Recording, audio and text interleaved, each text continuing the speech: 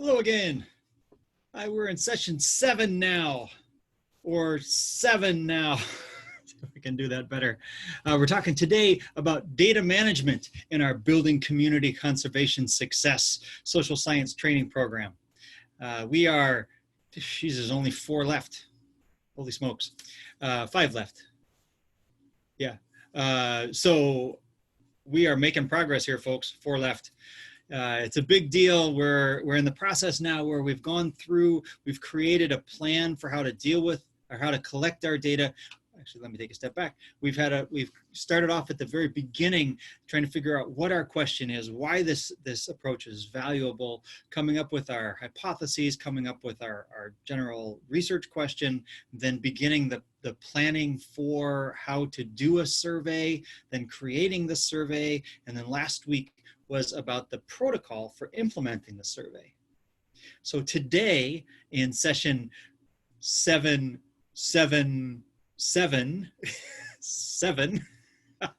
we are, I was experimenting with that with myself earlier. We're talking about how to go about dealing with all of the data that you have created. So after you've created your survey and you've created your protocol and you've gone off and you have implemented that protocol and now have a ream of data, a big pile of paper of surveys that you've implemented, let's talk about what you want to do with that. All right, so to do that, I will begin the PowerPoint here, share that screen, and make it full screen here.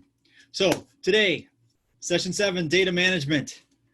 A big deal for our Building Community Conservation Success workshop, because until we have the ability to know what it is that we're doing with our data, we are going to be overwhelmed with the amount of surveys that will come to us, the amount of data that is in each survey.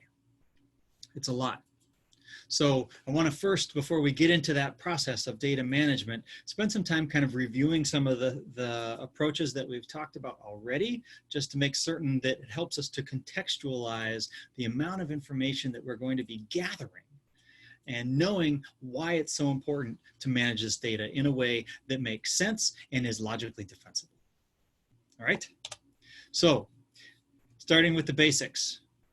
The goal of conservation psychology is pro-environmental behavior change that is locally appropriate and acceptable. So the basis of what we're trying to do here in conservation psychology and community-based conservation is trying to understand better what are the things that we as conservationists could do in concert with, collaborating with our local people where we do our work, so that they will want to change their behavior in ways that are sustainable and environmentally best practices. Okay? Always good to touch back on our main central point, our central thesis that we want to be able to maintain going forward. All right. So last week, 2 weeks ago, we created surveys and we played around with those surveys for quite a while. Talked about all the items that we could create, the different ways that we could ask the same kind of information or find out that same kind of information from people. So congratulations on that. Last week during survey protocol, we talked about sampling and concepts for sampling and the ways that we would go about estimating the diversity of thought in our population, which is the larger group of people that we want to find out what they think about something, or how receptive they would be to something, or how much our intervention has actually led to changes in that community.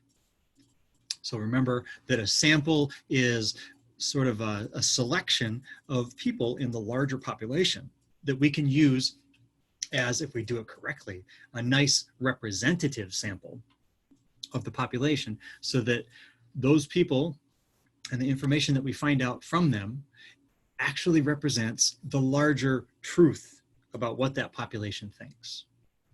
Remember, in contrast to a sample, if your population is very small and you could possibly census every single person, you could do a survey of every single person in that community. This is called a census. And with this, that's the best, right? Ideally, you can answer ask every single person in your community to answer your questions.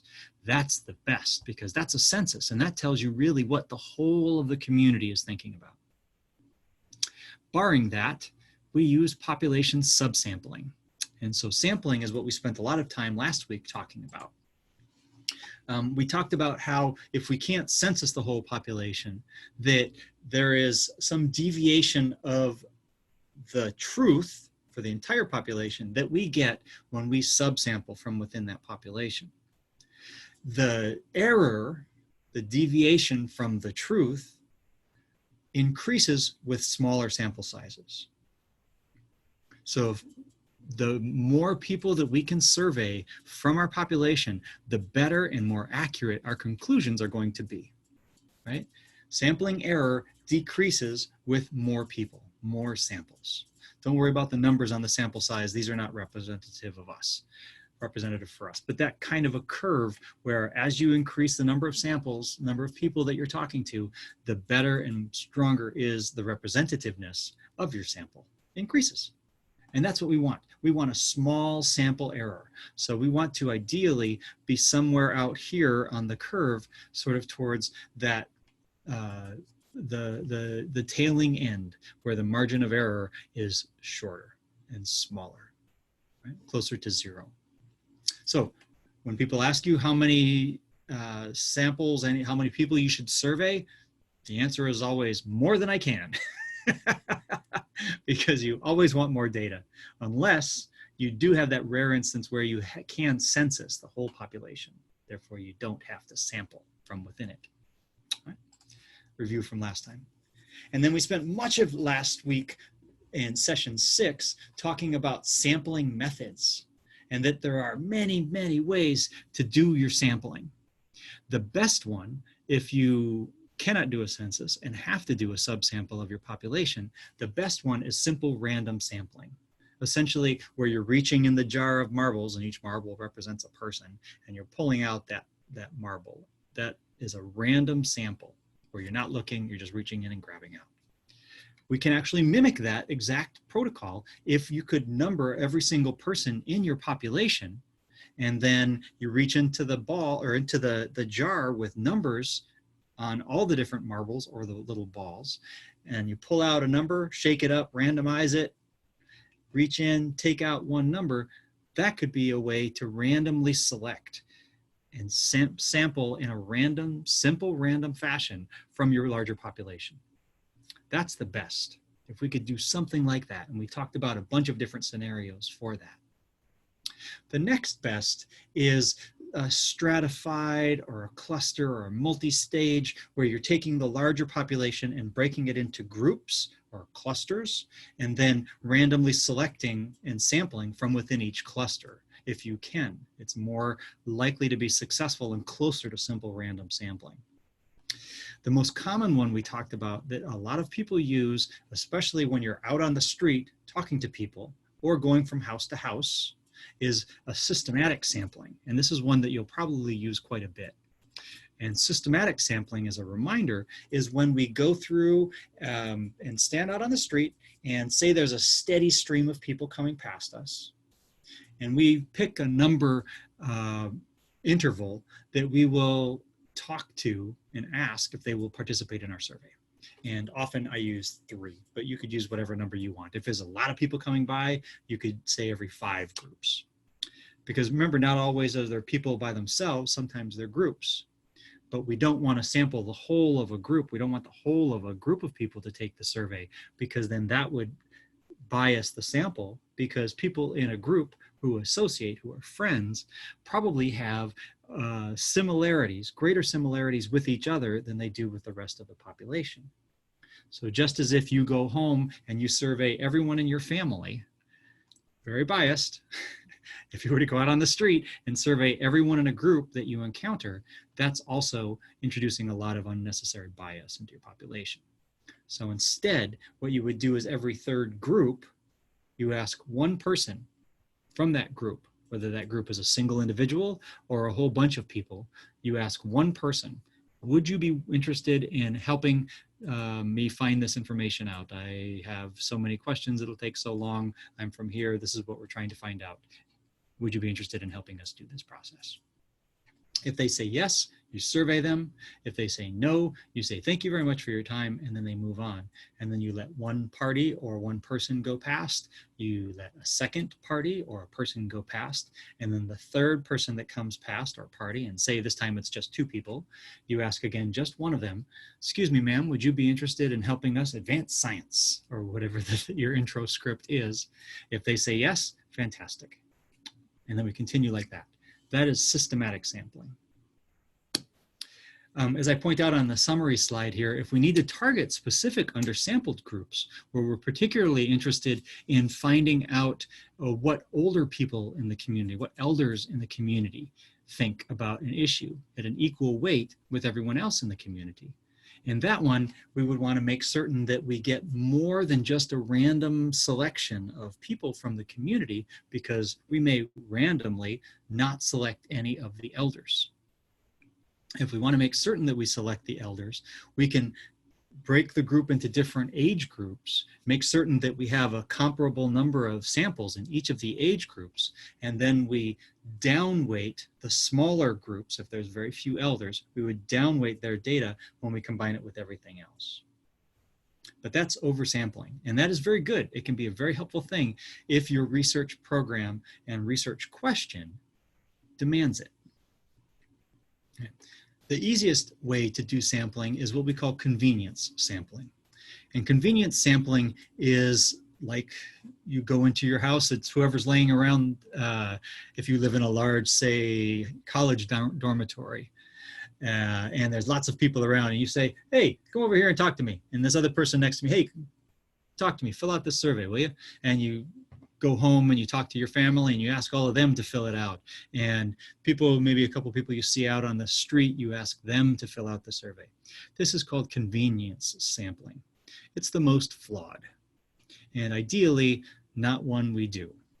Sometimes we have to, but it is a very flawed approach because you're going to sample from people with whom you are most comfortable and most familiar and who think like you or like each other.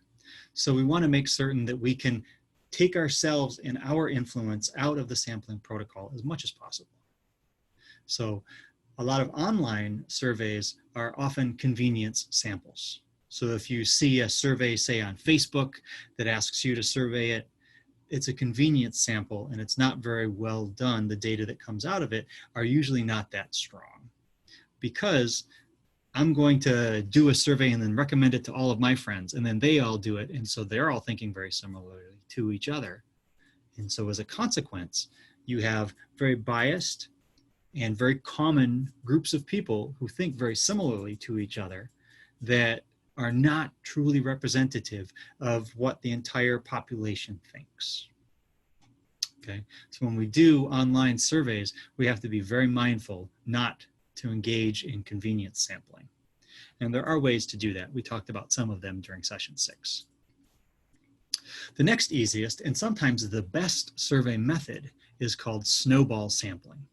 And for folks who have not necessarily seen a snowball get bigger and bigger as it rolls down the hill, as it picks up more and more snow, it gets bigger and bigger.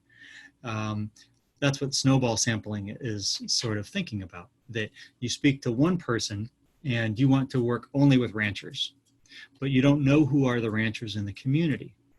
And so you ask different people as you're walking around the community and say, hey, are you a rancher? And they say, no, no. And this person, are you a rancher? And they say, yes, I am. And so you ask them if they will do the survey.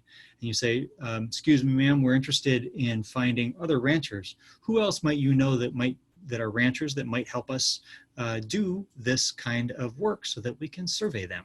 Ranchers or farmers, let's say. Then you go to that recommendation, you go to those people and you ask them to do the surveys, and they say, yes, fine. And then afterwards you ask them, what other farmers do you know or ranchers do you know that you would be able to share their names with us so that we could go ask them? And so you can see that from one person, it's doubled in size and then doubled in size and then doubled in size, just like a snowball rolling down a snow-covered mountain. That's a useful way to find and request surveys from audiences that can be very focused and uncommon. like ranchers or farmers or beauticians or whomever, someone who has a specific background that you want to survey and find out their work. Snowball sampling can be very helpful, but in general, unless your research question demands it, it's not the best approach. But like I say, there are some times where it's the only approach. Okay, so session 6, most of it was summarized in this slide. So make certain you go back and watch session 6 if you were uncertain about these different sampling approaches and how to do them. Okay, continuing on. We also talked last time about how self-report data, which is what the name sounds like, when people tell you what they think, that's self-report data, or what they know, that's self-report data.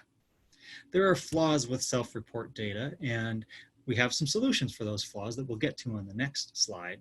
But those flaws include that people sometimes report more than they know, that they think they know more than what they really know, and that their memories are flawed. And then lastly, because people are kind, I think, at heart, that's my worldview, and most people will want to tell an interviewer what they think the interviewer would want to hear. So if they are a conservationist, although they may not think this themselves, they might say, oh yes, conservation is a great thing, and what you do is very important. They might not really think that, but because they are nice people and they want to be friendly to the people who are interviewing them, they may say that. So there are some solutions to these, as we talked about. And what we were referring to these as is as conducting surveys core concepts.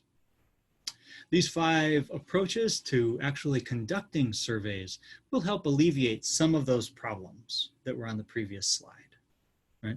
First off, being very appreciative, thanking people for the work, the time, the energy, the sharing of their knowledge and thoughts that they're doing because you're talking to them and asking them surveys. Be appreciative. Thank you very much for your time. Second, maintaining that bit of separation where we are not we are respecting the cultural norms. We are adhering with the cultural norms, but we are not necessarily trying to make ourselves be a clear member of that society. We are respectful, but we are separate from them. The reason for that is that you will tell a close friend something that is very different than telling a person who is not a close friend, who is a stranger, who you're just meeting out on the street. Sometimes it's better to get the information as a close friend. Sometimes it's better to get the information as a stranger. Sometimes people will tell strangers things that they will not tell their close friends. So we want to be separate. We want to be appreciative. We want to be kind. We want to be welcoming, and we want to be grateful, but we want to be separate from the people that we are interviewing. Third, objectivity. We don't want to tell them that their answers are the best answers, or, oh, that's great, that's what I was hoping to hear. Because this comes to that 4th problem that we talked about on that last slide, right? That people will tell you what you want to hear. So if someone tells you something, you don't say, oh, right, that's great, smart. Oh, yes, no, right? Objectivity is, I see. Thank you. Writing down the information. Right? We want to be objective. We don't want to be their friend. We don't necessarily, well, we definitely don't want to be their enemy. We want to be a person, a blank slate that people will respond to in a way that's truthful to themselves. That is the concept of objectivity. Okay, 4th. Typically, when we're doing our research, we're working across many places, many cities, many towns, a wide geographic area. Or we're trying to collect a very large sample of responses to our surveys. To do that, we need to have consistency among every surveyor who is involved. So There are many ways to make certain that our surveyors are asking the questions in the same way as each other. Right? We talked about many of them last time, but several could include making certain that the surveyors communicate with each other, that they share their best practices, all of the group. If you have 4 people, make certain that they all come together and talk and share their best practices and their plans, their implementation approaches. Standardize that across all 4 of your surveyors and make certain that they're all doing it in the same way. You can have one surveyor interview another surveyor so that they are experiencing the survey and they know what the person's doing. You get a much better understanding of how that person is doing that survey when you are interviewed by them. And you'll make your work more consistent. So ideally, however many surveyors you have out, how many interviewers that you have out collecting your data, they are all doing it in the exact same way. Last, make certain that the surveyors that you have working in your communities are culturally appropriate. They're the right age, proper gender, they're dressed appropriately, they have the proper behavior or disposition, they are properly appreciative, they are proper in how they dress and how they stand and how they address another person. So as much as we can, these conducting core concepts are really helpful at addressing those problems with self-report data. Okay, we talked also in previous weeks about a whole series of evaluation methods. I don't want to talk about all of these, but I'll go through quickly some of the key ones just to remind you of some of the approaches to make certain that they are front of mind and that you're not just focused on structured surveys, which is what we are working on and have been working on these last, 3 weeks. So we'll go through those in a moment, but I also want to remind you again about the timing of the effort, that when we do a survey, do an evaluation, we do a discussion interview series, there are 3 main efforts depending upon the timing of them. If it happens before we begin the project, before we begin the implementation, the creation of some new thing in the community, the building of crawls or some new education initiative, or the working with people on sustainable stoves or what have you. If we are collecting data before we begin that to better understand how we're doing things, that's called a front-end evaluation. If we've begun the project, whatever the implementation is, and we want to evaluate how it's working and how we could improve it, that's called a formative evaluation. Last, if we have finished up the project, we have spent all of the grant money, we have completed the initial goals of that intervention, we want to make certain that we get to these 3 communities before the end of the year. We want to see how effective it's been with those 3 communities. That's called a summative evaluation. Those are important terms because you'll see them when you're looking at evaluation work. And if you're doing any kind of an intervention or an impact, these evaluation terms, front end, formative, and summative, are going to be very important terms for you to know.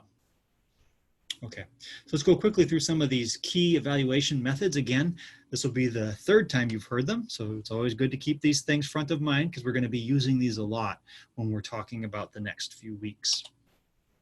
Structured surveys are what we are doing and have been doing these last couple weeks. We've created structured questions where people can answer. We can easily quantify them, or if they're open-ended questions, they are consistent from person to person. The same question is asked of every single person that we talk to, that we interview. Structured surveys, that's most of what I do. Alex does some different kinds of surveys, including semi-structured interviews, and she's going to talk about that in 2 weeks quite a bit. The semi-structured interviews are very similar to structured interviews or surveys, but they're more open-ended and they're more qualitative, and they can go down different directions. So you ask a question, one of the standard questions that you ask of everyone, and someone responds with some interesting response that you want to ask further follow-up questions for. You can do that in a semi-structured interview. In a structured interview, that's not a part of the process. So it's more intensive one-on-one and allows for novel responses and data and new ideas. It takes a lot more time per survey than does a structured survey. Next up, focus groups. Both Alex and I do focus groups quite a bit. A focus group is a nice way to be able to collect some in-depth information with a few people. And usually I say my preferred number is 6 to 8 because we get too many people, then there's people who don't have time or are shy about talking in larger groups. So I like a smaller group, usually around 6 to 7 is my favorite. And you pose questions. You ask the question of the group, and then whoever responds, you write down the answers. I see. You might ask for follow-ups. You might say, well, how does your response influence your response? Or what do you, this third person who said something earlier, think of both of those two responses? So it's a way to kind of do some follow-up, as with semi-structured interviews, but focus groups are done in a group context. So you get lots of neat ideas, novel responses. Your responses will differ from focus group to focus group because of that social influence that we were talking about very early on in the class, or in our session here. I think during second session, if I remember right. So we have to be able to be mindful that those data that we'll collect from focus groups will differ from group to group depending upon who is in it and what has been said, because that will influence subsequent answers as well. Similarly, along these lines, you often get what we call groupthink, where everyone in that focus group will say the same kind of thing as each other, even though they may think a greater diversity or have a greater diversity of opinions about the topic. But because they are in this group with people, and we're social beings and we like to kind of belong to the groups, even if we're not necessarily in a permanent group, we like to be able to be consistent with other people. So focus groups are sometimes prone to groupthink because of that. People answer, yes, I agree with that as well, even though that may not be their main focus, their main part of how they would respond. Okay. Next up, personal meaning map analysis. Personal meaning mapping is really helpful and is something that we haven't and won't be spending a whole lot of time on, but it's a great tool. If you can experiment with this, where you give a prompt, like in the center of the screen here in this picture that says tolerance to carnivores. This was from a workshop that we did in Botswana, actually. And you ask people, okay, what are your first thoughts that come off of that? All the lines that originate from that box are new ideas that directly come from what do you think as a rancher, as a farmer, in response to your to the prompt of the idea of being tolerant to carnivores. And different people will say different things. I hate carnivores. Carnivores are for the Botswanan government to take care of. Carnivores are an important component of the ecosystem, all these things. And these are the first order responses, the first ones that come off of the box. Then you say, okay, stop adding first order responses. Now let's go to second order responses, where you ask people to respond to the first orders. Okay, so what other thoughts do we have about how carnivores can be used for medicinal purposes? And then there's an additional point that comes off of the side there. Or this one that says carnivores keep the natural prey population under control is a first order response. And then the second order response is, as a result, there'll be less competition for grazing between my animals and wild antelope, just as an example. So this is a great way to get a lot of interesting ideas from usually a group of people. So it's it can be used in a focus group setting. It's a useful tool. It's kind of a fun thing to use to visually summarize the ideas. So check that out. Also, we talked about passive observation, where you have one person who goes and just observes how often people actually let their goats out and bring them back in at the end of the day. It's a passive observation. They're just recording data, because we are, of course, animals as much as are the animals that we're working to conserve. So recording humans in ways very similar to how we would record the activity or behavior of wildlife is very easy to do. Next up, card sorts. We've talked about this at different points here. Sometimes card sorts are useful tools with one-on-one interviews, possibly in a structured survey setting, possibly in focus groups, asking different people or teams to create a ranking of cards where you ask them, what do you think are the most dangerous animals of these 8 that we have on the screen here? And then ask them to rank from most dangerous to least dangerous. That might be informative to you if you're a conservationist working in the savannas, because that would influence how people would appreciate or support the conservation of these different animals. So card sorts are really helpful. It's a fun way to kind of break up a survey as well, because it's interactive and people move things around. It's a visual kind of kinesthetic learning. Kinesthetic is, of course, when you're moving around, kind of knowledge. It's also a useful tool for populations with low literacy, people who aren't as able to read as others. And also art. Art is really fantastic, particularly for kids, but not only. This is an article from a magazine in the United States called Time, where they were trying to assess what kids who are migrating into the United States think of that migration process. And these different kids would draw different images, some of them involving jails, some of them involving natural beauty, some of them involving being separated from their families. And so you can take away from these arts the major theme that people feel. And it's not just drawing arts. It could be music, it could be acting, it could be dancing. There are many things. It could be writing, freeform journaling, it could be photographs, or what we call photo voice, lots of things. So don't forget art. There's a lot of tools that we have available at our disposal, not just structured surveys. So, new information now. When we're working with people and we're talking to people, we have that social contract that we've talked about quite a bit already, where we have an agreement that we set up with people. And we say, if you tell us this information, we will keep your answers either anonymous or confidential. And often this is a useful tool, a useful statement, because especially if you are working with or asking very difficult questions about difficult topics, you'll want to be able to offer to people that the data will either be anonymized, made anonymous, or kept confidential. Both of these are helpful tools in different ways.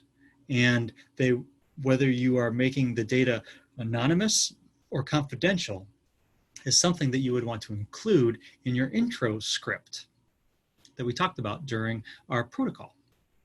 So we've created the survey, we have the protocol that we invite people to participate in our survey. In that intro script, which we wrote last week at the beginning of the week, we say whether we keep the data anonymous or confidential. These are two very different terms, have very different meanings and ramifications. So let's talk about these two approaches. Irrespective of how we collect the data, using whatever of those previous methods we just talked about, it's going to influence, whether it's anonymous or confidential, may influence how honest people will be with us. So let's talk about these two ideas, anonymity and confidentiality. First off, anonymity. In anonymity, as you can see in the picture, where there's not even a face in the photo or the artwork, that no one, including you as the researcher, could ever connect the data that you get from a respondent to that person. So when data is anonymized or has been collected anonymously, we never get the person's full name.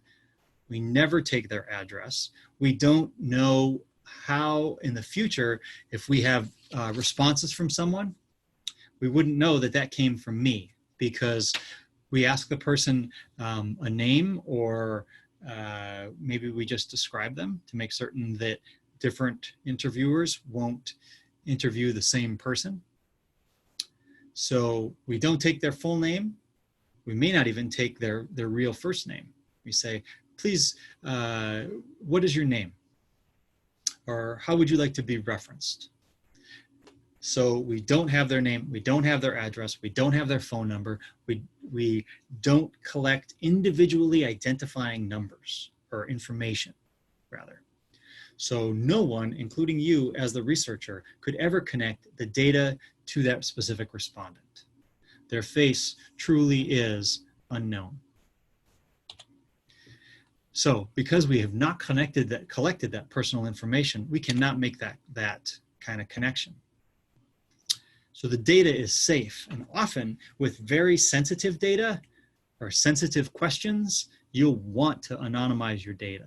You'll want to collect your data anonymously. And when you do that, make certain that you tell them this in the intro script and say what you mean by that. And one way that you could do that is in this first, as I did on the first line here, which is that no one will ever connect your responses to you, because we will not collect your name or any of your identifying personal information. It's a very useful tool, and it can help us a great deal with getting truth and what people really think. And often the Institutional Review Board, which Alex talked a little bit about in week 4 or session 4, that often this is a best practice.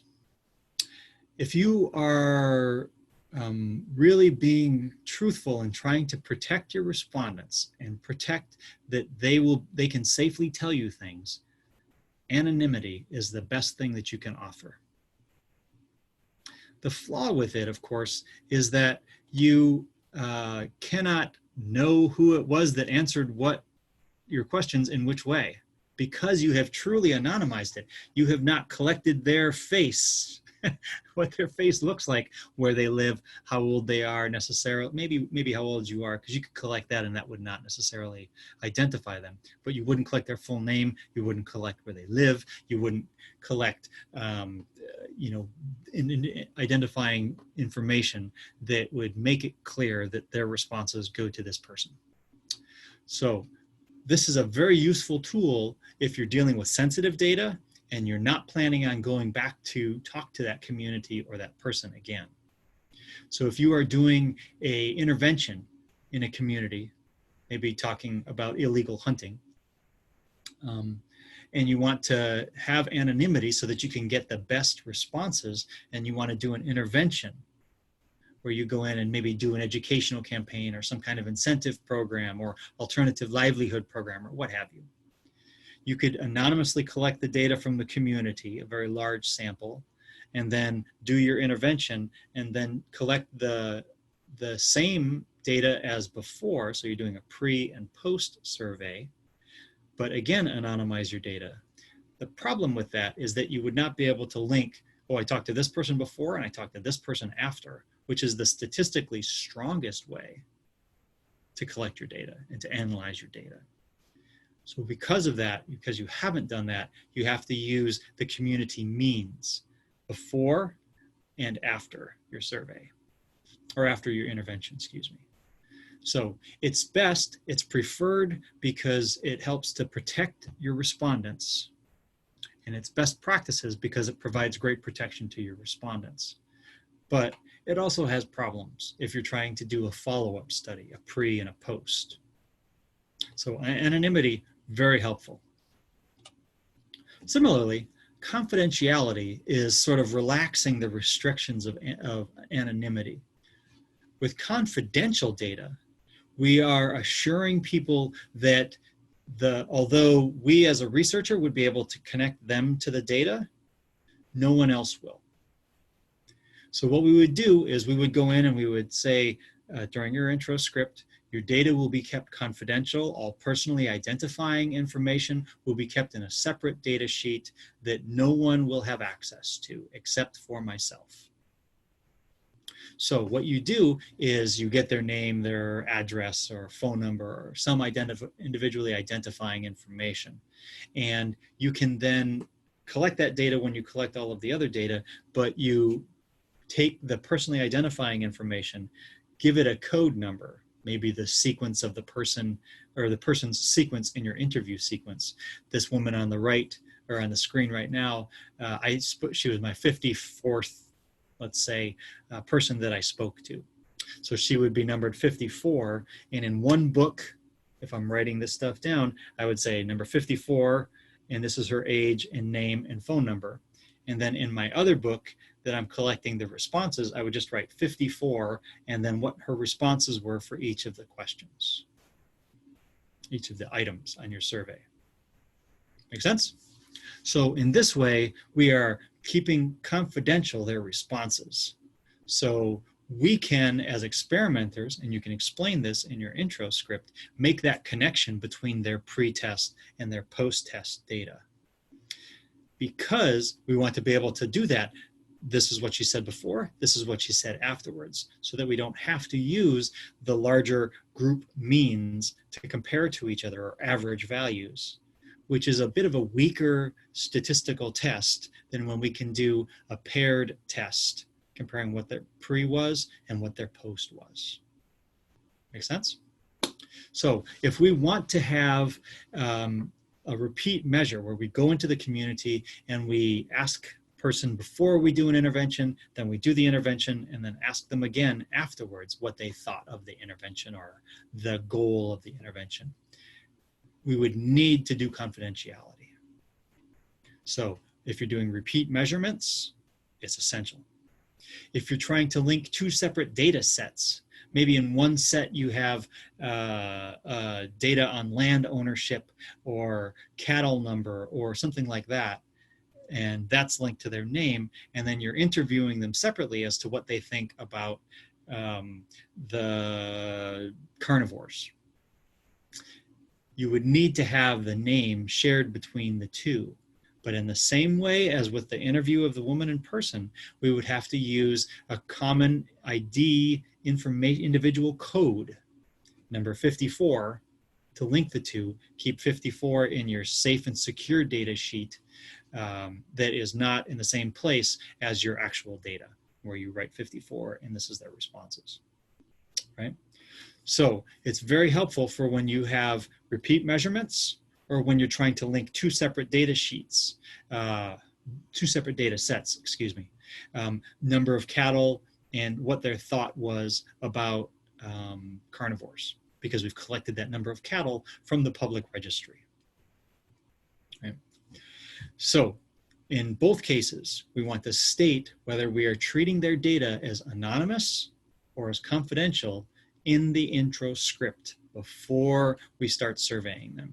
We tell them we are going to anonymize all of your data. No one will be able to link what you say with you personally, including myself.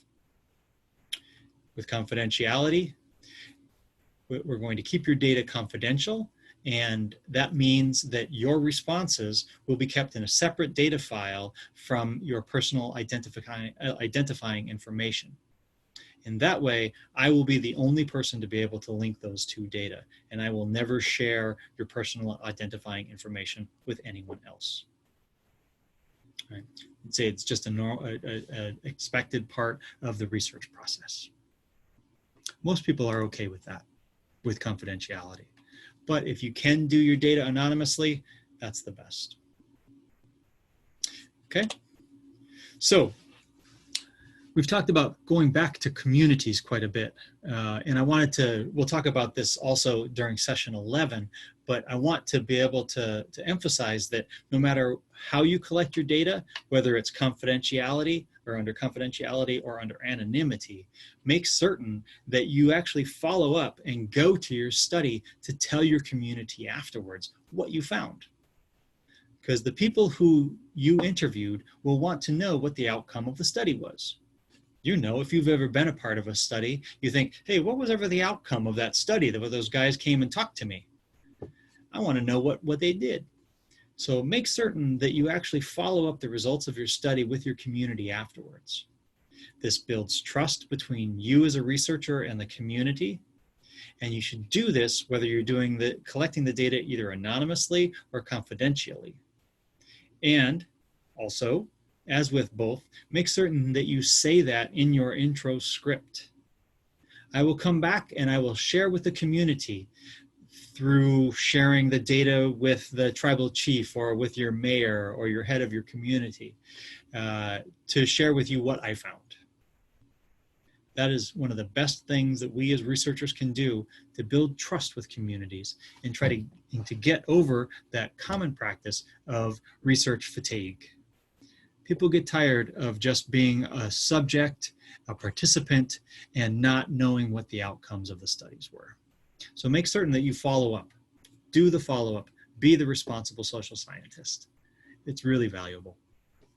Similarly, for biology, you should share your data, share your outcomes with your communities if you've worked with people on that. They'll want to know those too. Again, builds trust. It's a great practice. Okay, so we've collected our data, probably for many of us just on paper. We've printed it out and we write down their answers. Maybe some of us who are maybe more technically savvy, we collect it on our phones. And we record the information in a data collector on our phone. There's an app called Data Collector, ODK. There's a bunch of different ways. SurveyMonkey. There's a bunch of different apps that you can use to actually collect the data directly into your phone as a digital file, whether you have internet access or don't. It's a good tool. However, if you have a lot of open-ended questions, paper surveys are really helpful. So say we start off with the first one. We do paper surveys and we have all of the information that we've collected from people and we've already entered into the data sheet, which we'll get to in a little bit. What do we do with this paper after we hear from people what they thought? Well, the best thing you can do is to store your surveys in a locked cabinet inside a locked room. You've told people that you're going to keep the data anonymous. You've told people that you're going to keep it confidential, whichever it is. Do it. Make certain that the surveys are secured. I never leave my door open, and I always have my data in a locked file cabinet. Obviously, things can be broken into, people can steal, can come into offices, but if you are putting a good faith effort forward to secure your data, your papers, your paper versions of your surveys in a locked file cabinet, in a locked room, you're doing a great job. And that is best practices for doing social science research. Say you don't do that. Say you do have a data collector, a phone or a specific laptop or something like that you're using to collect your data directly into that digital file. After you collect your data, and I would recommend you do this at the end of every day at a minimum, because you don't want to lose data, you should download all of that data to a password-protected computer. And then, once you've assured that you've downloaded it into that password-protected computer, and ideally, password protect the file with the data in it. If it's, say, an Excel file, you can set up a password for that Excel file. Then delete it from all of the other apps, all of the other computers, on all the other phones. Because say you collect a lot of your data and your phone gets stolen and someone hacks into it, then that thief can get in and get that information from your phone. That may have individually identifying information stored in it that may compromise the safety and security of the people that you're interviewing. We don't want to do that. So that's why, as often as possible, when I do collect with a digital data collector, phone, tablet, computer, what have you, I download that data from that thing, that phone, tablet, or computer every night. And then I wipe it clean. I clean off all the data from it. I delete all records. And then at night, I'll upload it and integrate it into the master file. And then usually, because I'm obsessive, I'll back that data up onto at least another computer or a thumb drive.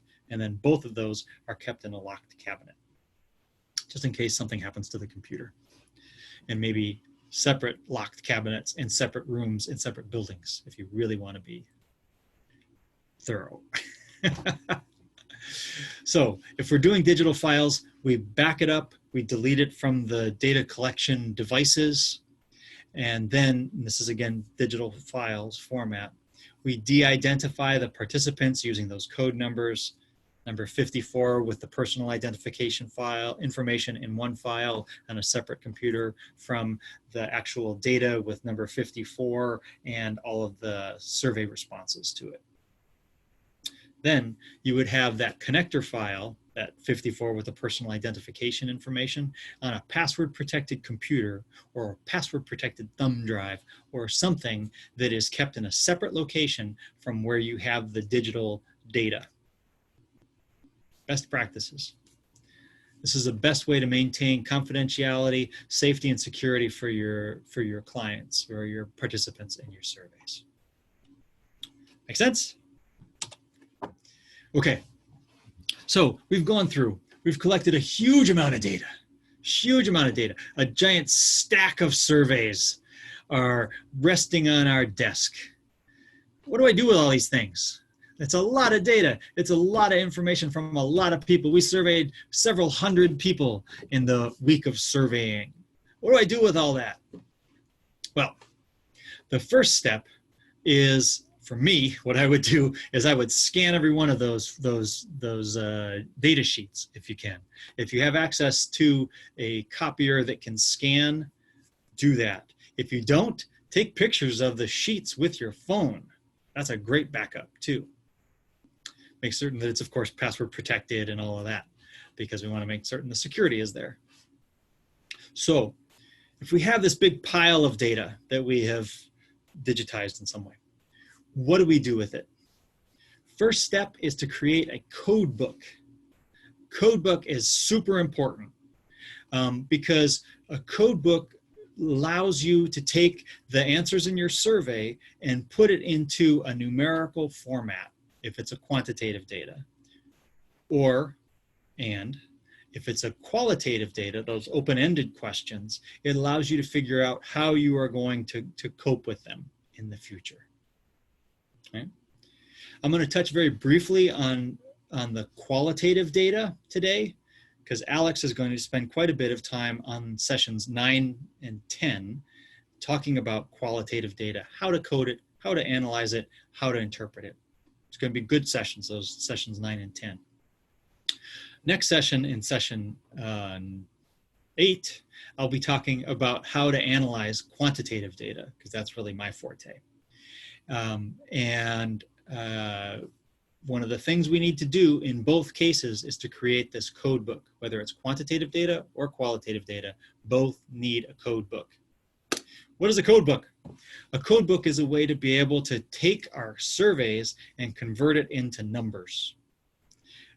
Often I use for this a spreadsheet that has the information on it. You can use a Word file. You can use just a notebook that you're physically writing in. And so what we do is we figure out ways to take the responses in our surveys and put them into numbers so that we can analyze them with a statistical package. All right, so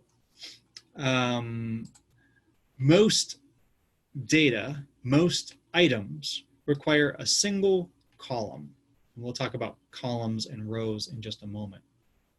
But with checkboxes and ranking kinds of items, if you have 5 things that you're trying to rank, each thing would be in a separate column.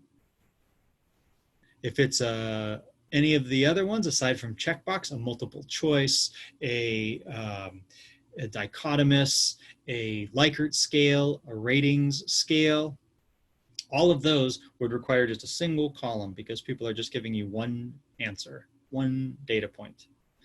I'm choosing number 3. I'm choosing number 5. I am a male. I am a female. Right? So if it's a numerical ranking, a numerical value, we have one column. But if it's a ranking or a checkbox categorical, or a checkbox file or item, if we have 5 things that we're ranking, we'll have 5 different columns. I'll talk more about this in a second. Same thing with checkboxes. If you have 12 checkboxes, you would have 12 separate columns.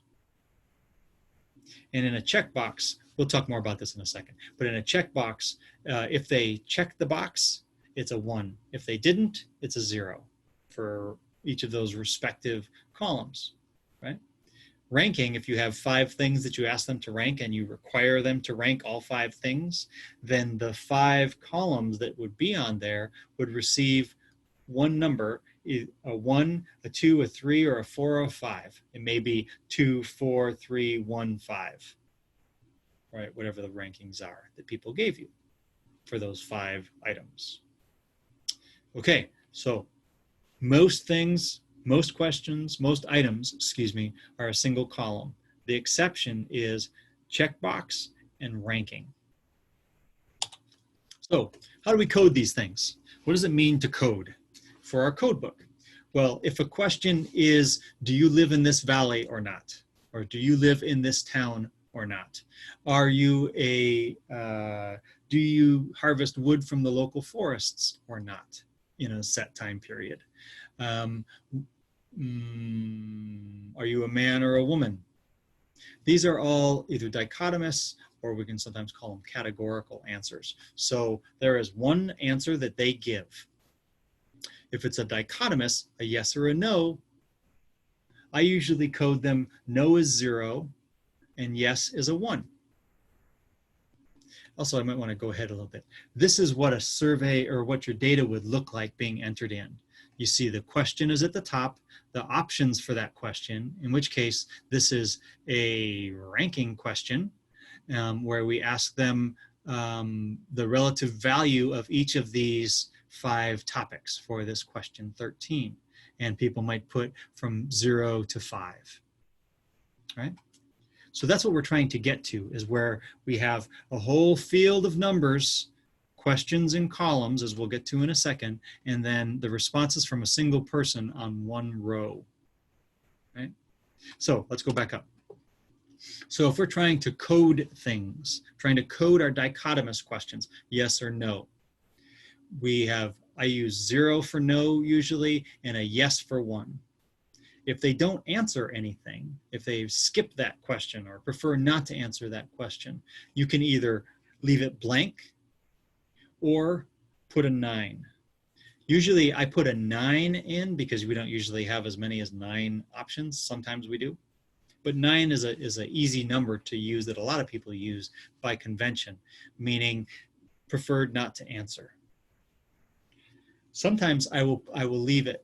I will use 0, 1, 9, and then blank if they just skipped it and didn't say that they wanted to skip it.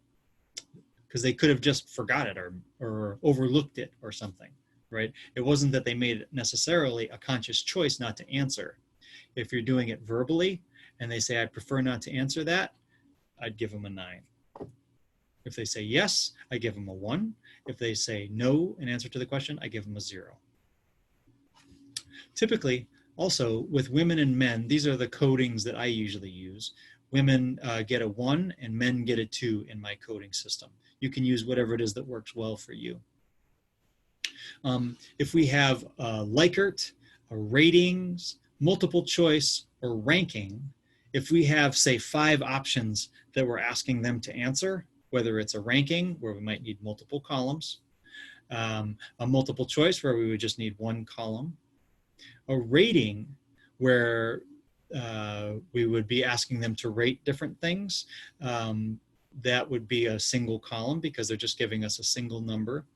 I give it a 5 stars. I give it 1 star. That's just a single number. Similarly, a Likert scale, which is very similar to rankings, but with words, it's just giving us 1 number. So usually if you have 5 options for either the Likert, the rating levels, the number of options that you have in your multiple choice question, or the number of things that you're asking them to rank, I usually use 1 through 5 for that. So if they chose number 3 as their multiple choice answer, I'd just write down the number 3. Okay.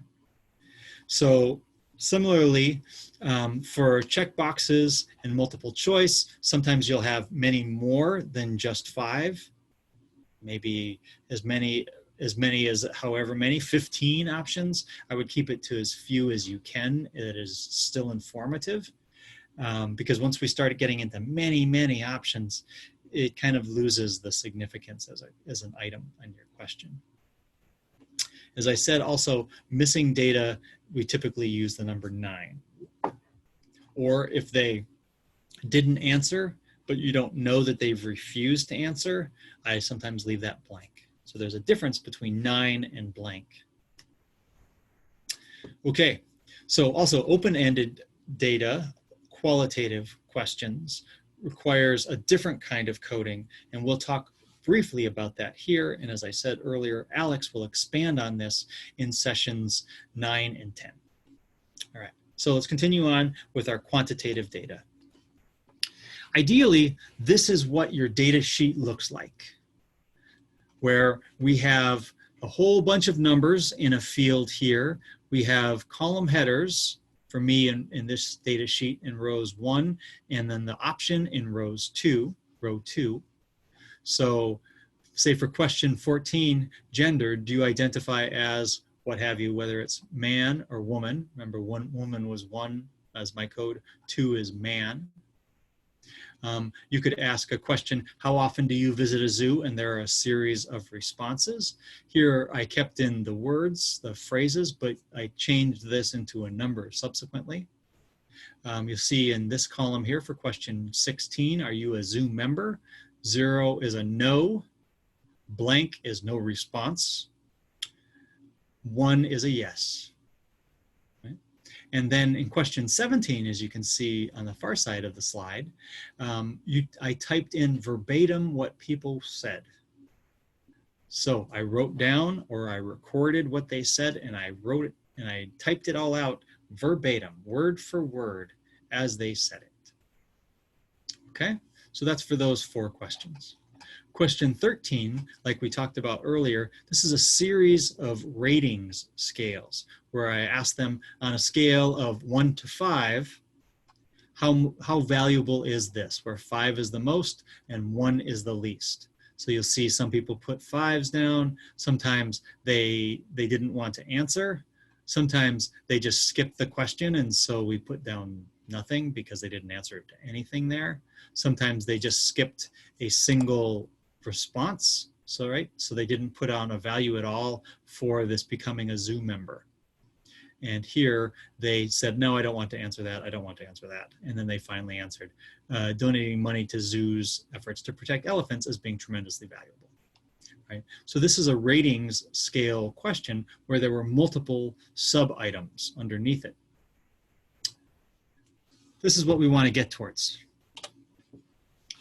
As we were talking about earlier, down here on the bottom is the same slide, but just reduced down. We want cases in rows, variables in columns. All right. So what we mean by that, cases, as I said on the previous slide, each row, cases in rows, is a single person. So this is question number, or respondent number 24, where we de-identified them, took away their personal information, and just assigned a number to their answers. And then we recorded their answer across that row, column 23, for each of these questions that are in the columns. So questions are up and down, are columns. In cases, respondents, their answers are all in one row, all the way across. Make sense? That's the best way to format your data sheet so that you can do statistical analyses, which is what we're doing next week. So cases in rows, variables in column. And what I'd like you to do now, this is a running man, so this is our first of our breaks here. I'd like you to take a moment and enter some data from a recent survey that you may have done, or if you take your survey, enter that data in there and then enter across in columns. So across the top row is your questions. And then underneath there, type in some data. Could be fake data, say what the range is, put it in there. We've coded the data ideally. And so now we are inputting that data in there, okay? So try to take a moment and create something that looks like this data sheet, but with your survey. How would you begin coding your quantitative data? take a moment, open up Excel. Excel is an easy program to use, or if you don't have that, you could use Google Sheets, which is free, or whatever spreadsheet kind of program that you have, because it should be in a spreadsheet. And enter some data. Enter your cases across the top so that the things underneath there, your variables across the top so that each column will form a single question or a single item on a question, if it's a checkbox or a ranking value. All right. And then across a row, all of the respondents from a single participant, cases and rows, variables and columns. So take a stab here, and this is a real thing. Take a moment, freeze the screen, pause the video, go over to Excel and create a data sheet. Okay? Pause the video and we'll get started again when you come back and restart us. Okay, so you're back. How was that? It's not so hard, right? Sometimes it's confusing with the multiple choice versus the check boxes. Check boxes require as many columns as we have options. Multiple choice, just a single column because they're only answering one data point there. Same thing with ratings versus rankings. Ratings, only a single column for each item, unless you have sub-items like I have on this example here. Rankings require, if you're asking them to rank, say, 6 different things, you'd have to have 6 different columns. And all of those collectively will answer the value for that question. And for the rankings, if they are putting in variables from 1 to 6, you would say what, for this option, what was that person's ranking of that option, what was the ranking from that person of this option, this option, this option, this option, and this option. So you would have a number between 1 and 6, but for that set of columns for that case, you would have a value between 1 and 6, but only once would each number be represented in that pass. If you're doing a ratings, where you're asking them to rate the value of each of these items, you could have, as we saw on our previous slide, a bunch of 2s across the top. This is all, there's 5 different ratings, 5 different items that we asked them to rate from 1 to 5. This person, respondent 22, gave 2s across every one of those. Right? If it were a ranking question where we asked them to rank from 1 to 5, there would be a 1, 2, 3, 4, or 5 in each of these 5 cells, but it would not be repeated. No number. You wouldn't have a 1 here and a 1 here. There'd be like a 3, then a 1, then a 2, then a 4, then a 5, for example, just as one possible answer. So if you can create your data sheet and your code book using those things that we talked about here about how to code your data, your surveys, so that you can, your quantitative data, so that you can put this information into your data sheet, which will look like that, you're going to be ahead of the game. And you should definitely try to format this, create a data sheet before you go out and start to collect the data. Why would that be helpful? If you said, because it will enable you to have the thing in place so you can start typing in that data on day 1, you're ahead of the game. So that's where we want to be. So try to create your data sheet and your code book before you start collecting your data. After you finalize your survey, you can create your data sheet. You won't have any data in it, but you can create your data sheet and know what you're going to put in each one of those cells, because you'll have your code book and your data sheet created. Make sense? This is the best way to go. So let's make certain that you create the code book and your data sheet before you start collecting your data. It'll make your life so much better, I promise. All right. So remember, we talked about having both open-ended and closed-ended questions, quantitative and qualitative data points. With qualitative data, coding these things is more complicated. And Alex is going to talk a lot about this. But the qualitative open-ended questions are really valuable, and they tell us a lot of important information. So there's a lot of examples that we've talked about already. Let's talk about how we can code these, because they tell us great bits of information that we cannot get from quantitative data. They enliven our reports. They make reports sing. They bring people in. It's really helpful data. So with open-ended data, unlike close-ended, so in qualitative versus quantitative data, qualitative or open-ended data cannot be statistically analyzed. And the reason for this is that qualitative data, we're not asking them to necessarily respond to the same prompt in the same way.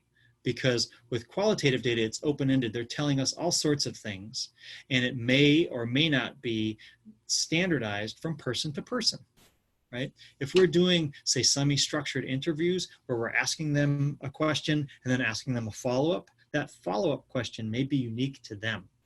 So we may not ask the same question of every single person, but we're finding out valuable information from each person.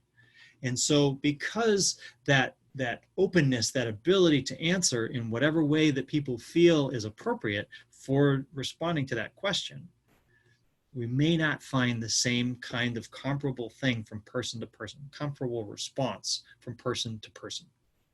So as such, typically, qualitative data cannot be statistically analyzed in the same way as can quantitative data. There are going to be several exceptions. Alex will talk about those, but as a rule, as a guideline, let's say, qualitative or open-ended data cannot be statistically analyzed. It can be analyzed, it can be quantified, it can be summarized, major points can be drawn from it, and that's the real value of it, right? That really helps things out. So let's talk about very briefly here how to do it that Alex will expand on in the future. Typically what we do is when we ask people an open-ended question, what did you think about your experience at this habitat, this location today? Was there any, what do you think was the major point of the habitat that you're seeing here today? Why do you think the zoo, I'm at a zoo, the zoo created this habitat in the hope that you would learn, right? Again, when we talked about open-ended or qualitative questions, we talked about trying to focus them down, not just a real general one like, tell us what you thought about this habitat, right? What do you think was the most important lesson that you took away from this habitat today? That focuses their answer down. So we collected all these data with those surveys. We have a pile of data with the responses on them, many sheets of paper. What we should do is there are many schools about doing this. I'm going to talk about one of them. Alex will talk about several. The one that I usually do is I try to figure out in advance what I think people are going to say. And then I have these different codes, and then I count the number of people that respond to each of those codes. Right? This is one way to code your open-ended data, your qualitative data.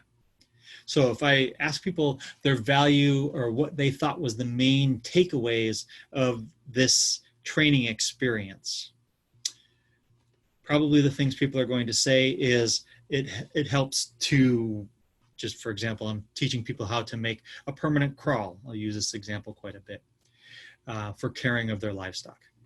They're going to come away from training about how to build one of those with the statement that the most important thing was that I create a safe area for my animals, or that I've learned how to use materials that I have locally for how to create this kraal, or that I am supportive of carnivores locally because my animals are safer, right? These are the expected in advance codes that I expect people to say. And then typically I will add new codes as needed, So as I go through the data and I'm coding it, I'm writing it in, I'm creating my code book with each of those numbers and then saying what each of those numbers mean. You can add new observation codes as they come in. Some person may say, I have very soft soil. That's my main point that I'm going to take away from this. This is what I learned from this person. Or I am in an area where there are many carnivores, right? Each of those, because they're very dissimilar from my initial observation codes, would be added as a new observation code as they come in. And then after I've gone through all of my data and I've come up with all the codes, say I have like 30 different observation codes, different things that people have done. Then I take those 30 codes and I look at those 30 codes for themes, major themes that come out of those coding processes. And it may be positive interactions with animals. It may be concerns about financial welfare. It may be concerns about personal safety. It may be economic opportunities. And then I group those 30 codes into however many themes. Maybe I have 5 themes and the codes all come together in a way that I have multiple themes sort of being lumped together like these kids lining up by height across a classroom in the picture. Those codes all group together by a theme, and then you can better describe what that theme means for the people. Make sense?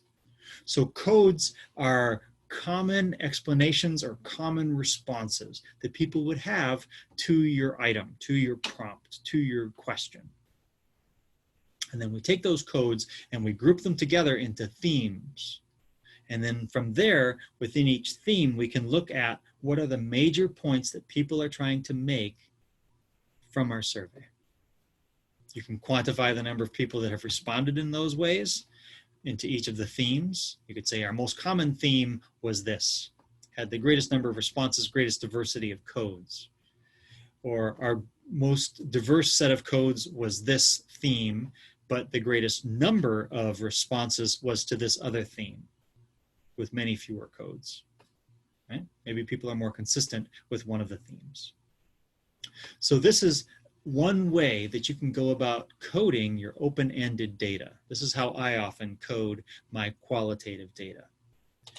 Now, let's think about for one of your open-ended questions. Take one of your open-ended questions or items from your survey that you've put together already and try to come up with some initial codes that you expect people to respond. Right? So if one of your questions is about, say, recycling at the bus stop, the bus posts, it might be how receptive are you to the idea of recycling your trash at the bus post?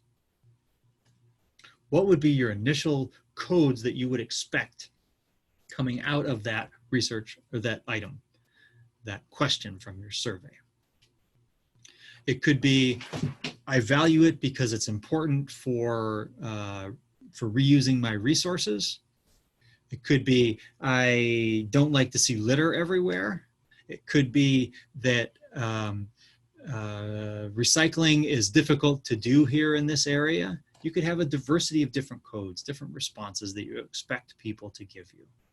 So take a moment, look at your survey questions or your survey items, find an open-ended one that you've put in, a qualitative question. Think about what codes you expect to get. Then take those codes, say you get 5 or 6 of them. See if there are any commonalities between them. Are there multiple ones that talk about ease of recycling or the importance of being sustainable or whatever it would be for your specific item that you're analyzing here, your open-ended question? Yeah? Then come up with some themes. Maybe you only have 1 or 2 themes, 3 themes, doesn't matter. Come up with say 5 to 10 codes, pause the video, and then group them into themes and see what you get. This is your initial hypothesis, your initial set of observation codes and expected themes. All right? Pause the video, look at your survey item, come up with your codes, group those codes into themes. It should take about 5-10 minutes or so.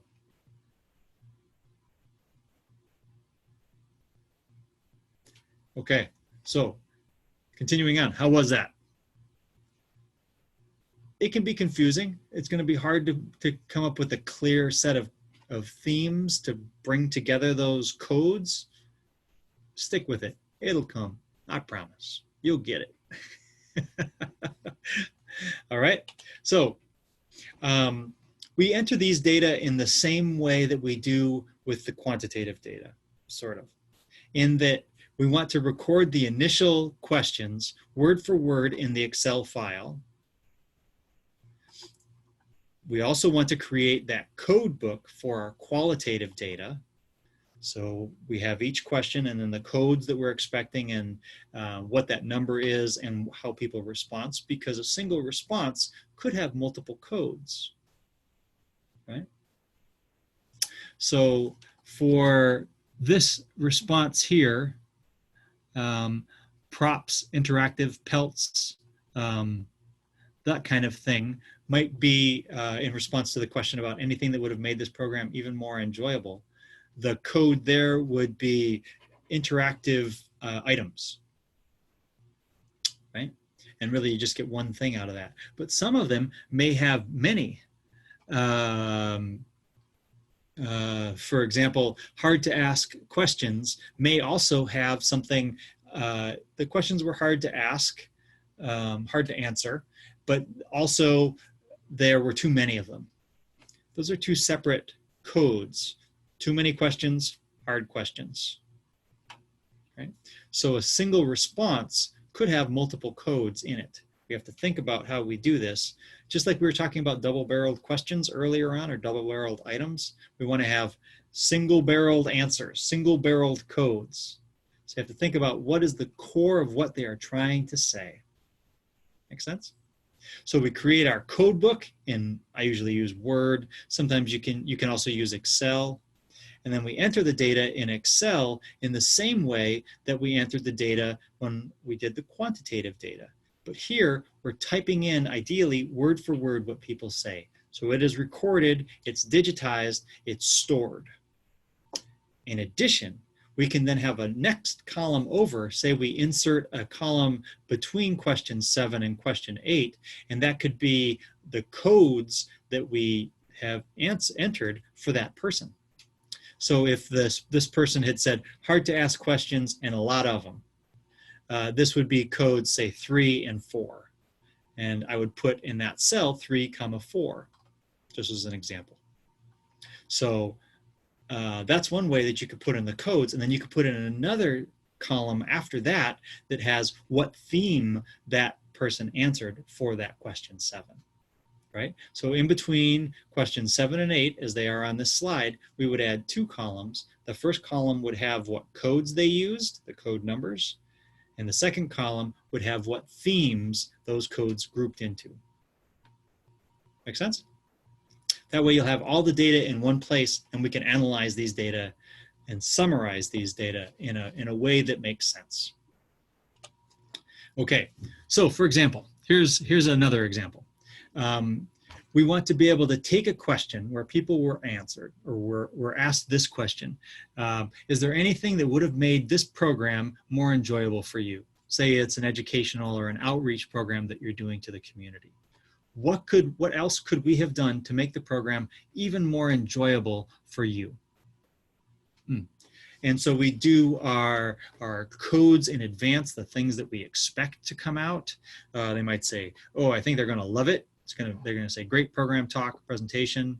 They might say awesome experience, separate from the presentation itself. Good questions that people gave. People were very patient. All of these would be separate codes, right? And we might take those codes, and as they did here, they might group them all into one theme. So these are all the codes that we expect people to say, and maybe we got them from the data.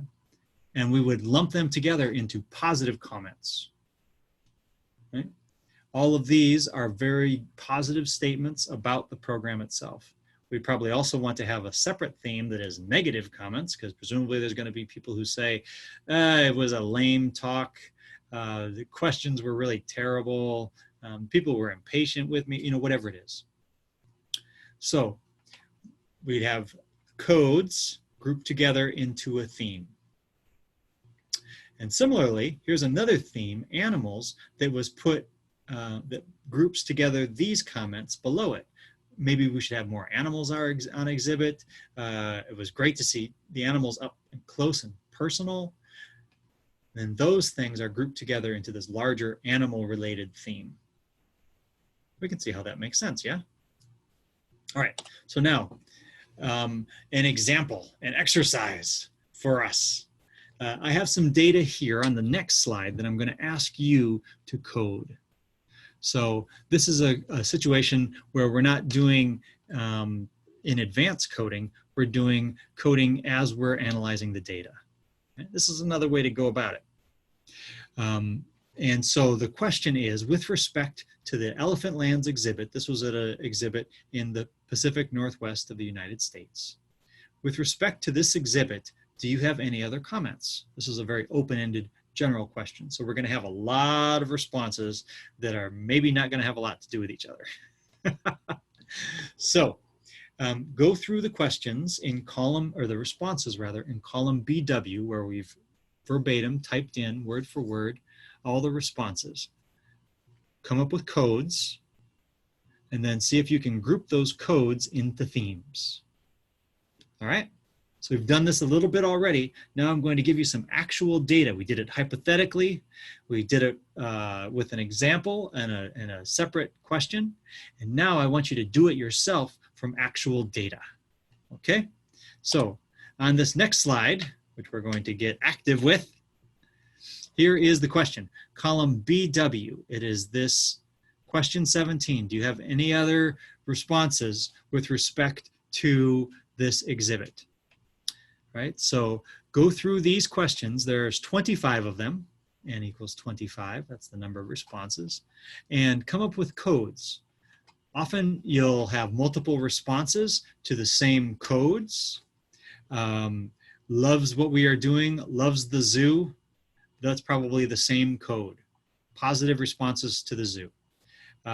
Love it, super awesome. That could be the same kinds of things. Loves the zoo, right? So those would be coded with the same code number. So come up with codes and then see if you can group those codes into themes. All right? And you can use the sample numbers as we have in column A if you would like to keep track of those things. Or you can just use the information and keep tick boxes, check boxes, ticks rather, next to the number of responses to each code. However you want to do it, come up with a way that works for you. There's no right answer. There are multiple best practices here. All right, so 25 responses, because again, cases are in rows, questions are in columns. So go through these responses in column BW and come up with codes, group those codes into themes. Pause the video now, and then we'll get restarted with it afterwards.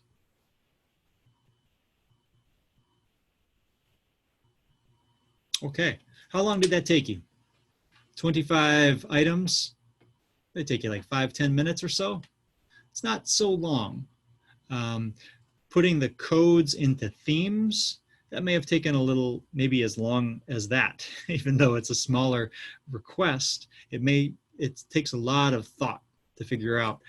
These two codes are very similar, and the thing similar between them is that it's a positive statement about their experience, or a positive statement about the zoo, a positive statement, like we saw on that previous slide. Okay, so that's a first pass through, first effort. You'll have many opportunities to do this with your own qualitative data, and Alex is going to talk more about how to do this in sessions 9 and 10. All right, so it's useful. It's a good tool, very helpful way to be able to summarize your data, because then you know what were people's responses, what were the specific things that they responded to, the code, or responded with, the codes, and how can those codes be grouped into larger themes. And how many people responded to each of the codes, to each of the themes.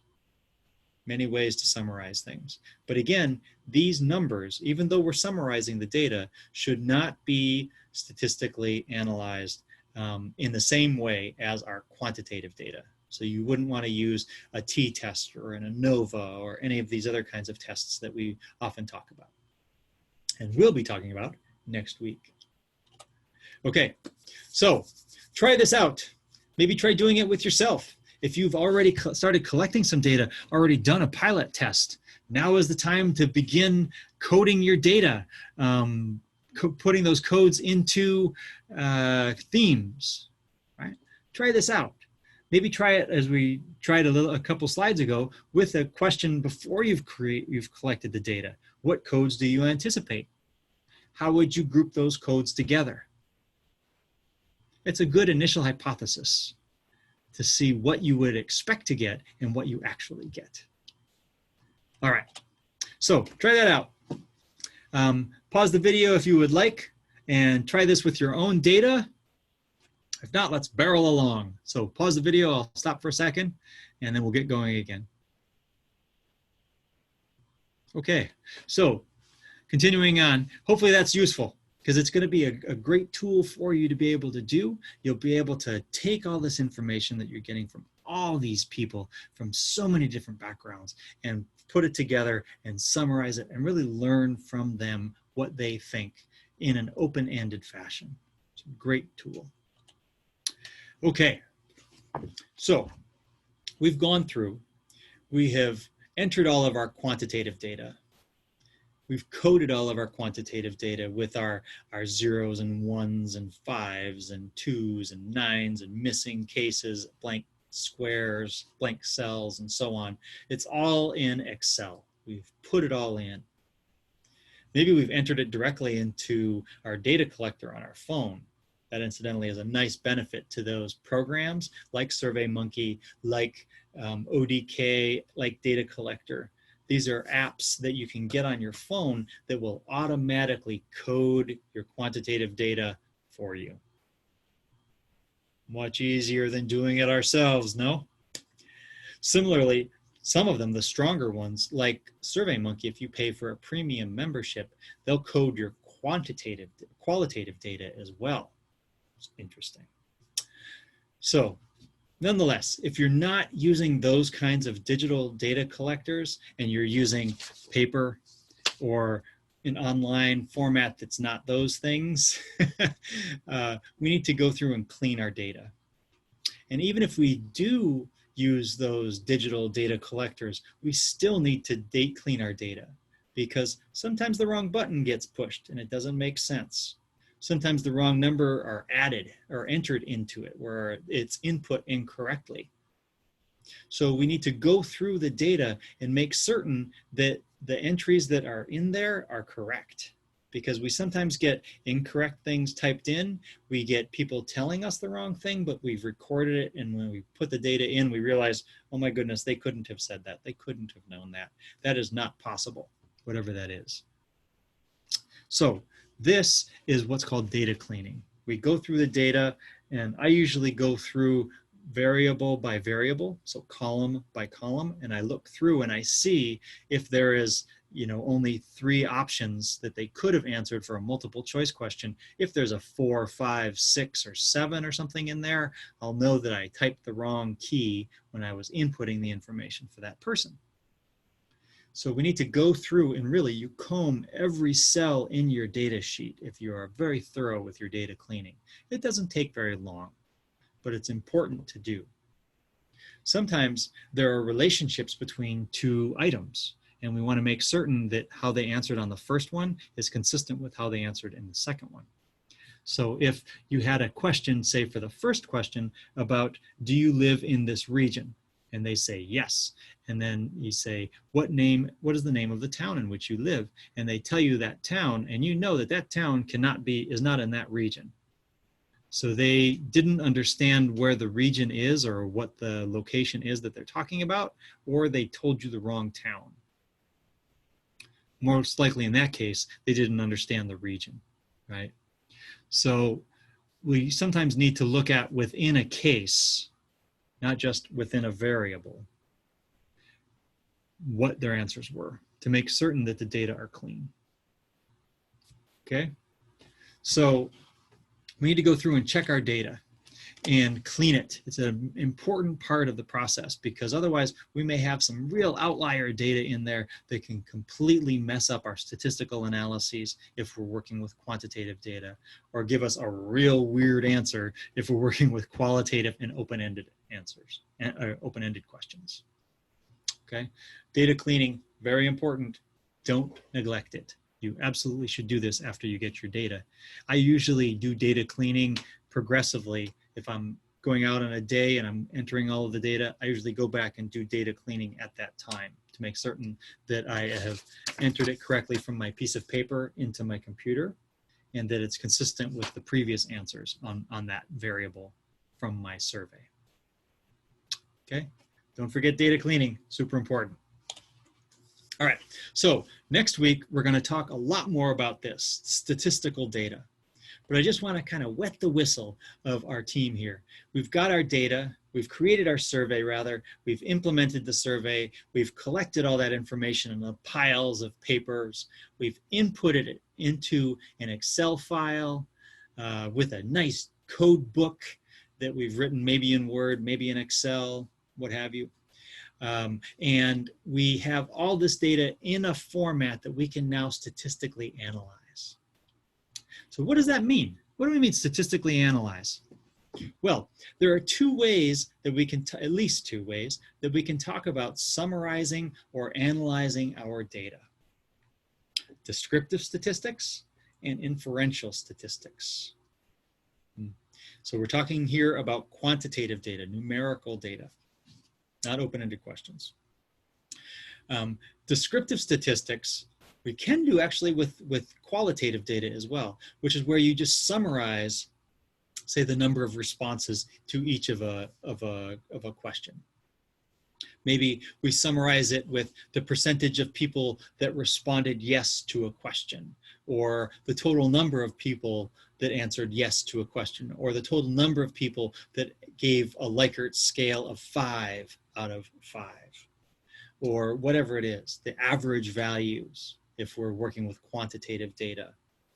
What was the average ranking for this option, for this approach, for this app, or this software program, or this a logo, if we're looking at a logo choice, right?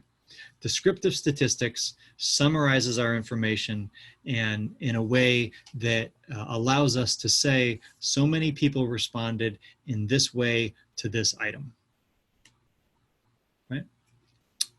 Inferential statistics are where we're trying to differentiate whether, say, men and women answer differently to the question. So usually here, we're talking about multiple variables. In descriptive statistics, we're summarizing the information from usually a single variable, right? In inferential statistics, we're trying to differentiate 2 different groups or 3 different groups from each other. So inferential statistics are usually what most people call statistics, which is like using a chi-squared test and a t-test and ANOVAs, regressions, multivariate analyses, all these kinds of things. If you don't know what these are, don't worry about it. But if you do, that's an inferential statistics. Descriptive statistics summarize information, right? Inferential statistics test for differences between populations. Next week, we're going to spend most of our time talking about inferential statistics. This week, we want to just quickly talk about how to summarize visually our descriptive statistics. There are many ways that we can summarize our descriptive statistics. We can just give numbers. We can put it in a table. X% answered this, X% answered this variant, X% answered this level. Right? That'd just be in a regular table. Numbers, numbers, numbers. But we can also visualize our data with graphs and charts and line graphs. So here we have 4 different options that we have available to us. Some horizontal bar charts, some vertical bar charts, a line graph showing changes in populations of 3 different species through time, a pie chart that tells us what percentage of people answered what level of positive or negative or neutral to a question. And here, 69% of people were mostly positive in response to that question. Only 12% of people were mostly negative, and 19% of people were neither strongly positive nor negative, right? We all know charts and graphs, they're useful ways to visually summarize our information. It's a great way to be able to draw people in, get them interested in our work. So think about what kind of data visualization you feel would be most important for any specific item on your survey. What would be the best way to summarize question 3? Just to pick a random one, right? Because we've created our surveys, we've ordered our items. How about item 3? What would be the best way to take your survey and summarize it visually? Would it be a pie chart? Would it be a horizontal bar graph? Would it be a vertical bar graph? Would it be a line chart? A scatter plot is another type of plot. There's lots of options. If you go into Excel and you go to the graphing option, there are loads of options, lots of different ways to show it. But in a general sense, bar charts, horizontal or vertical, plots, like this line plot with the wildlife population numbers, pie charts. These are the most common visual representations. Think about that. Pick one of your data, maybe question 3, item 3. What would be the best way to show it? So when we're showing our data, how we show our data really allows us to determine what kind of conclusions we can draw. Just with descriptive statistics itself, descriptive information, descriptive summaries, we can make it clear that something has been found to be very strongly present in our data, some signal, some difference, some interesting observation. And in this case, we can see an overwhelming number of people, 96% of the people said yes to that question. Only 4% of the people said no. You probably don't need to do a statistical analysis on this if your sample size is very large to find out that yes is going to differ very greatly from the number of people who said no to your question, right? So in cases like that, what we can conclude is very clear. Clearly, yes is the answer to that question. But it also is determined by the size of the data set, how many people you've spoken to, how many participants, or how many what we call replicates you have, how many participants you have in your survey, who they are they representative of your larger survey, or your larger population rather? Did you do the right kind of as close to random sampling for your subsample as you could? So data analysis and interpretation is complicated and thorny. We're going to get into that a lot next week when we get into statistical analyses. But just based on some data visualizations like this one here, some things are very clear. Statistical analyses will be helpful, but a visual summary of that information in this format would make it very clear that there is a definite yes and a definite no and a definite answer to your question. All right, so next week, a lot about inferential statistics, but thank you for doing what you're doing, and thank you for sticking with us. I hope these continue to be valuable to you. We are very much enjoying the process of putting these together, and we want to continue to work with you on this process and hope that, that because you know communities matter for conservation, you're incorporating social science research into your surveys, into your conservation work, and into your life. Take care of yourself. We'll talk to you next week. I'm Dr. James Danoff-Burg at the Living Desert Zoo and Gardens, signing off.